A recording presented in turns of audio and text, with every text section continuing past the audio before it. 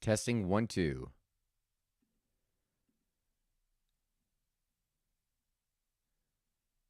All right, so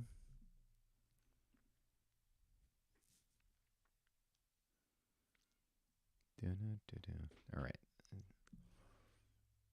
All right, got a restream here. Let's see. Hopefully it'll connect to Facebook.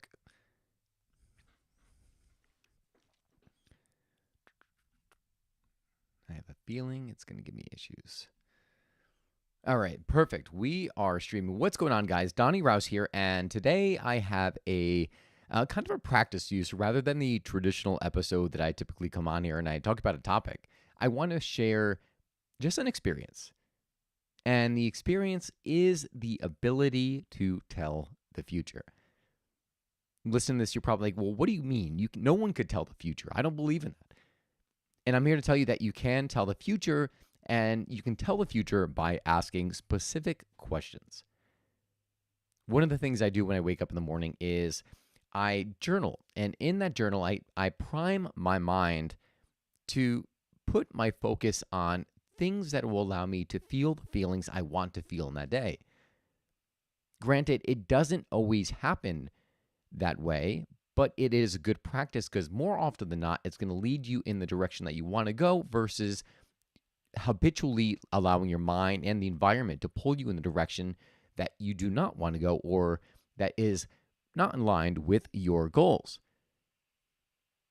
So this morning I woke up and I was feeling a little bit frenzied. And to kind of give you a little bit of backstory, everything in life is actually really, really good. But sometimes with opportunity, when things are good, problems arise. And all of a sudden now you become stressed about good problems that are in your life. It's kind of silly, but nevertheless, I have been feeling the last few weeks, I've been feeling more stress emotionally than I have in prior. And I noticed that it kind of goes in these circles. So one of the things I do when I wake up in the morning is I prime myself by asking myself some questions. One of those questions are, what are the blessings in my life that I could acknowledge and appreciate? So if I were going to ask you that question, what are the blessings in your life that you could acknowledge and appreciate? What would you tell me? You might start to tell me things like, oh, my family, I'm so blessed to have a family there that supports me, that loves me. I am so grateful to have work that I enjoy, have a job because so many people are out of work right now. I am so grateful to have a roof over my head. You might start to rattle off this list. But in rattling off that list, are you really feeling it? Feeling is the entire purpose and the reason why you're asking the questions in the first place. Sharing the experiences from my own experiences asking this question, I realized that I would ask these questions and I'd be like, oh, well, I'm grateful for A, B, and C, but I didn't feel it, right? So I could say I was grateful for it. I could say there were blessings in my life, but when it came down to actually feeling the emotion, which is what the intention and purpose of the exercise is, I wasn't feeling it. But it was also the question I was asking myself. Isn't it true when you look back at things past that you tend to think of them differently and you tend to wish that you had spent more time in that moment, more time appreciating something that is no longer in your life anymore? As I was sitting there meditating, this thought came into my mind. And as you can't really see, off to my right, I have my vision board and I have some questions that when I'm looking up at the vision board, I read through the questions and it'll just kind of subconsciously, it'll go into my mind and maybe hopefully I will think about those throughout my day. But looking at it this time, I was sitting down meditating and I asked that question, well, what are the blessings in my life that I'm not acknowledging? But I asked a different question this time. I added, if I were to look back at things currently in my life, what blessings are currently in my life that if I were to look back after they were absent, I would appreciate? Something along those lines. I don't remember the exact terminology or phrase of the question, but it made me think differently, and it also put me in a different state. So now that question, it was like, well, wait a minute. It interrupted the mind chatter. And as I was thinking a bit about this, I started thinking about all the experiences that I've had. I started thinking about the trips and people that I've met along the way. I started thinking about the interactions I get to have and still get to experience with my parents because they're both still alive, and I'm extremely grateful for that. And it put me in a very, very different spot because of it. And I think I wrote that question down here. I scribed it in my notes real quick, so I'll share that with you right now. It's something along the lines of, what are the blessings in my life that I'll value even more when they're no longer there? And how could I value them now? Powerful question, extremely powerful question. Because it puts you in the future looking back at the present moment and say, well, what is it about today that I will appreciate? And how do I maximize the benefit or the pleasure of that or the appreciation of that? It brings it all back to gratitude. I'll share one more experience. So in that, I was when I woke up too, that was my morning prompt. And when I woke up, I made an espresso, a cappuccino for my father. And while I only give him one shot because he has like his heart stuff, and I just try to take care of his health, so I don't try to over caffeinate him. So with the other shot, this is my second coffee. If you're looking on the video, I had a little bit of espresso in one shot of espresso in an espresso cup, and with a little bit of leftover cream or the foamed milk, I made a little espresso macchiato. As I took that sip, it started to evoke memories, things that I was grateful for. And the first memory that it evoked was the memory of my friend Lucas.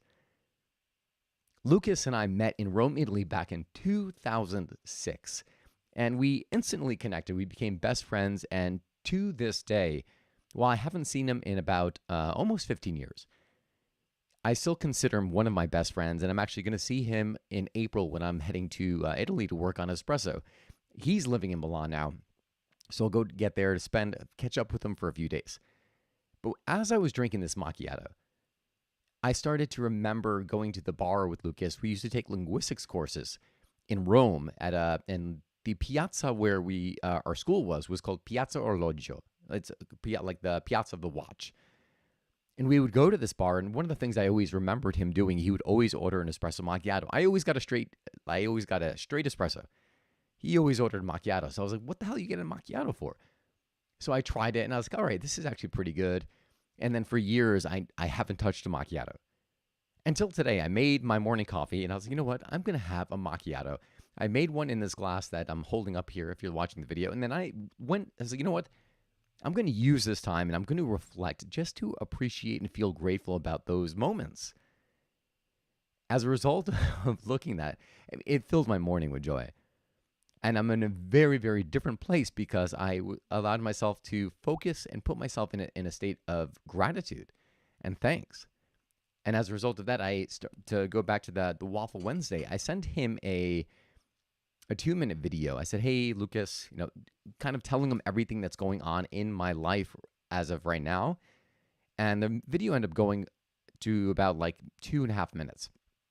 And it's something that I'm going to practice and do every single week. Now, why? What's the point of doing that? I had done it like, little videos, but I didn't feel that connection. And the reason why I was doing it is that most of my really, really good friends are living overseas. They're all married with, or doing something different. So nevertheless, I don't get to see them, but I value them and appreciate them and hold them so close to my heart. So I wanted to create a way for me to be able to connect with them, even though we were, thousands of miles apart from one another. And when a friend of mine, my friend Alex, sent me a video about Waffle Wednesday, I think they call it. And I'd heard it once before, so I'd like to think that everything that comes into my life comes usually in waves. I'll get one message, I'll see it somewhere, I'll get like, oh, well, that sounds interesting. And all of a sudden, I'll get bombarded with the same message or the same prompt. And I take that as a sign. So I sent him that. And the intention behind that is you start to catch up even though life gets busy. Everyone could do a 2-minute video at some point in their day to catch up, and it allows you to feel that connection, allows you to stay close to the thing that matters most to you. Because what happens if you don't? Thankfully, in this case, I mean, I've gone a long time without even speaking to Lucas, maybe some short text, and I still feel the same emotions towards him. But when you don't connect with that person, what you're saying essentially is that they are not a priority. And as a result of that, things start to wane. The relationship starts to lose its emotion, lose its connection. And I'm not saying that's 100% for everyone, because as I was just saying, Lucas and I, we haven't spoken in many years, but I still, probably because I reflect on the memories we had. And because of that reflection, I'm always grateful. And I express that gratitude because I know when someone expresses that gratitude to me, it makes me like warm, it softens me up. I'm like, oh, well, maybe, I should spend more time trying to connect with this person. So that's probably why over the last decade that I still have those emotions. But if I were not to reflect on that, I wouldn't feel distant. I mean, I would feel very distant from them. I wouldn't have the same feelings for that friendship as I do right now. All of this is just me kind of roping it all in and pulling it back in to ask you, what are the things that are important to you? What are the things that you are going to miss when they are gone in your life? And to pull those into the present moment and appreciate them, not after they're gone, but right now, so you can maximize the pleasure of those things in your life and just start to feel good.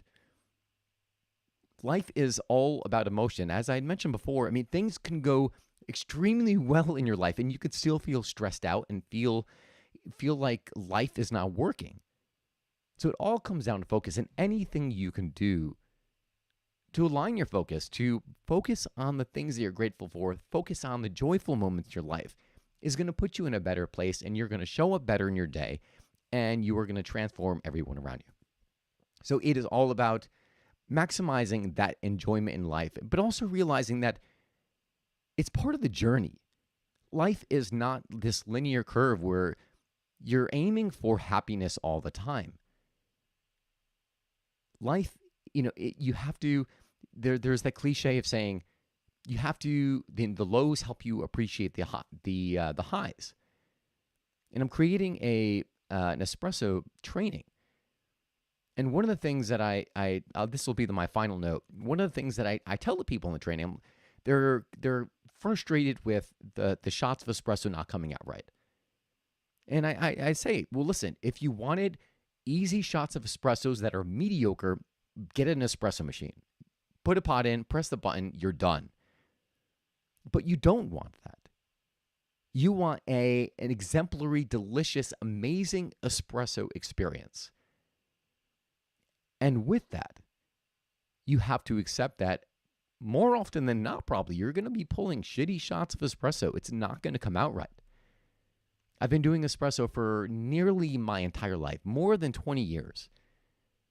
And I could tell you that has been my journey, is that when the espresso is great, it is freaking amazing. But then there's all the time in between where I am learning, I'm discovering different variables, and it gets very, very frustrating.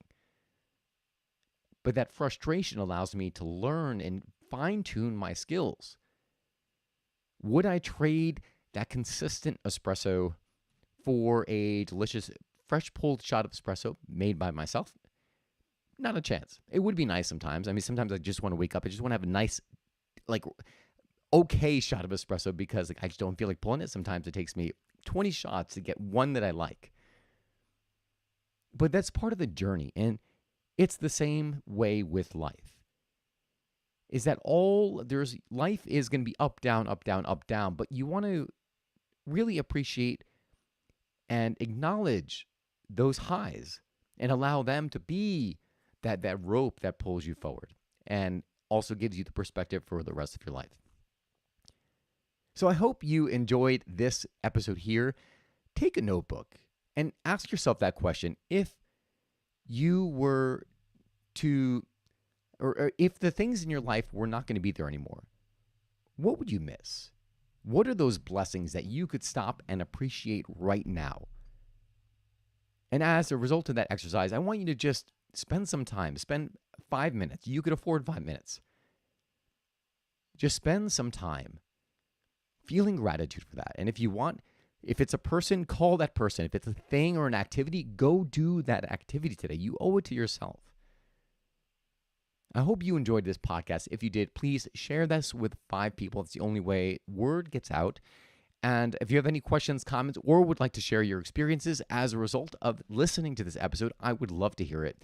You could reach out to me via my website at www.donnyraus.com. Again, DONNYRAUS.com. That is all I've got for you guys today. I hope you enjoyed this episode here. And remember, you'll only get one life. Live fully, live passionately, and most of all, live now. God bless you guys.